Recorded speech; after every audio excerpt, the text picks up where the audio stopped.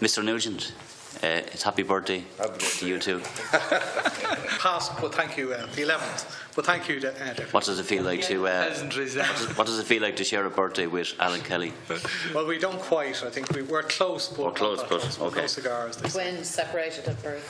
That's what you reckon. Commissioner, I just want to have a number of questions in relation to the mandatory alcohol testing and what has been described as inconsistencies.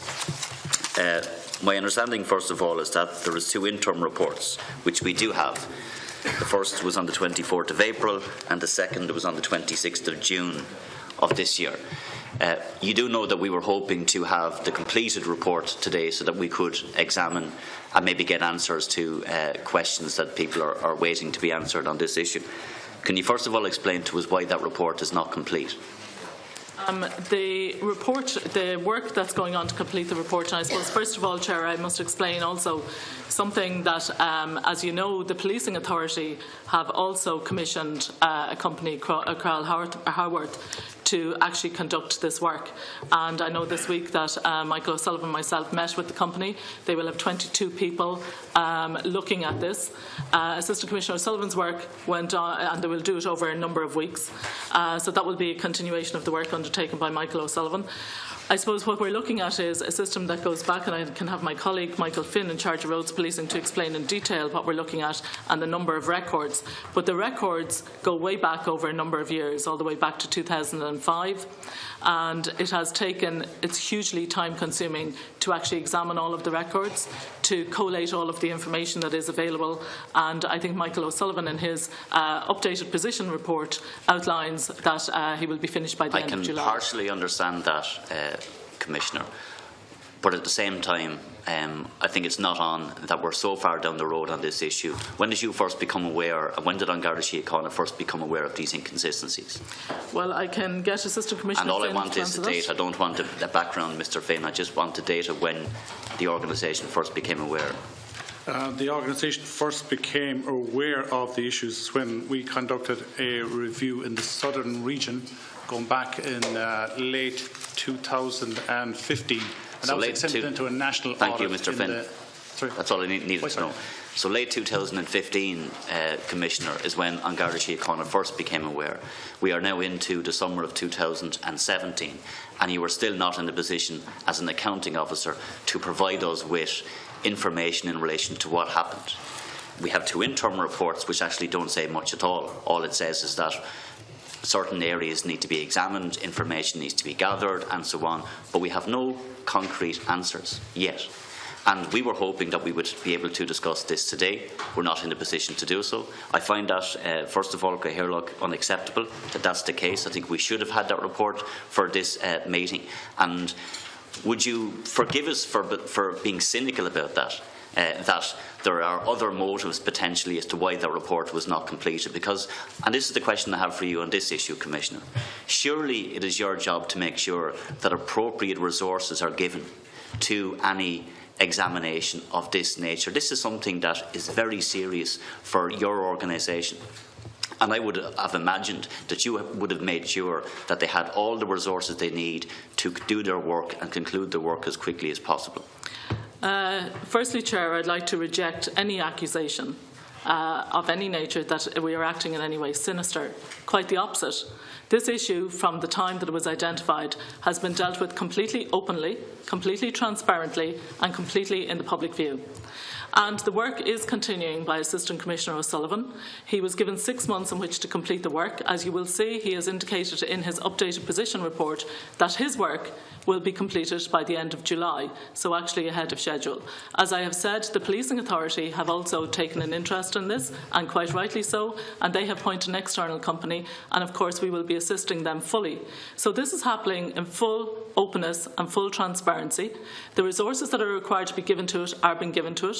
We have given an undertaking to the Policing Authority and to the company that are looking at this that they will have, obviously, the full support of Garda Síochána. Thank you, Commissioner. Sorry, Deputy, if I could finish, please. Yes. And also that the issues that we identify will be fully dealt with. So any suggestion that in some way that is sinister behaviour, I completely reject, and I would like to put that on the record, please, Chair. Well, first of all, as you're putting that on the record, let's be clear that I did not use the word sinister. So when you're correcting the record, you should at least listen to what people say, because I never used the word sinister, and I think it is reasonable, Commissioner, for me to put to you that when you and your organisation found out about this in late 2015, we're in the middle of 2017, and you are still not in a position as the head of the organisation and as the accounting officer to tell us what happened. That's the point I'm making. And I wanted to give an example of why I'm frustrated, because I'm looking at the 2 interim reports. And there's an issue there that just is breathtaking for me, pardon the pun. I just can't understand how the information is still not available to us. It's in relation to the dragger equipment, and specifically procurement in relation to the number that was purchased and the number that was distributed to the various divisions, and then compare that with the number of breath tests recorded on pulse. The same is referenced then in the interim report of the 26th of June 2017. It says that, again, issues to be dealt with in information sought, that the National Dragger Audit to acquire most accurate figure for the number of breath tests recorded on the dragger machines and also the number that were procured. How is that not possible to provide us with that information? I mean, this seems to me to be basic purchasing of equipment. You pay for and you purchase a set number of mouthpieces and equipment, and then a set number is used. And yet, maybe you are today, but up to now, you have not been in the position to give us that information. Now, questions were asked about procurement earlier. So can I ask you, have you got that information at hand today?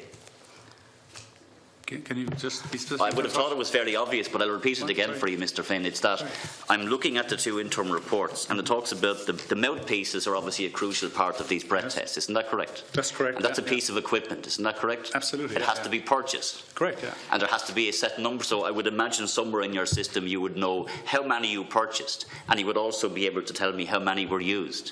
Correct. For the time period. Have you got that information? We'll say Assistant Commissioner O'Sullivan has accumulated most of this information. He's not completed yet, because that information you were talking about, while it's very simple to account for the number we purchased, the difficulty was trying to reconcile how many we used over the period of going back to 2006 to compare it to the figures that we were saying. I'll make your job easier for you then, because my understanding is that on the pulse system, the number of recorded tests from October 2011 to December 2016 was 1,009,000 a day. From that period, from October 2011 and December 2016, had you 1,996 365 mouthpieces. Explain, perhaps, Chair, this may assist. So the equipment is purchased by the Medical Bureau of Road Safety, and as Assistant Commissioner O'Sullivan has outlined in his report, one of the pieces of work and one of the strands of work that is ongoing is trying to correlate the data from the pulse system with the data available from the Medical Bureau of Road Safety. But my point still stands with respect here. There's basic purchasing here. Either you had 1,996,365 mouthpieces or not. It's incredible that we still don't have that information. I just find it frankly incredible. I want you, though, Commissioner, to talk me through how this works from, or maybe Mr. Finn, if you're more aware of this. So how does the mandatory breath testing works from when the vehicle leaves the station, or before it leaves the station? What does it do? Does a guard have to go and get a set number of these mouthpieces? How are they then signed for? How are they recorded? And so on. Just talk me through that process so I have a better understanding. We have a number of dragger machines, we'll say, allocated to each Garda district. They wouldn't be one for every Garda vehicle, so they would be shared. So we'll say a regular patrol car gone out would obviously have one in it, and they would have a stock of mouthpieces to be used, we'll say, for the testing. And how are they given that stock? So just bear with me now. So do they have to sign for it? We get that stock from the Medical Bureau yes. of Road Safety. They allocate it to us in our central stores and Santry, and then they get distributed around the country. Bear with me now. So are they recorded? So somebody goes in, so there's a patrol going out and they get a set number. Is it then recorded how many they are given? No, it wasn't. And that's, I think, part of our difficulty trying to reconcile the figure.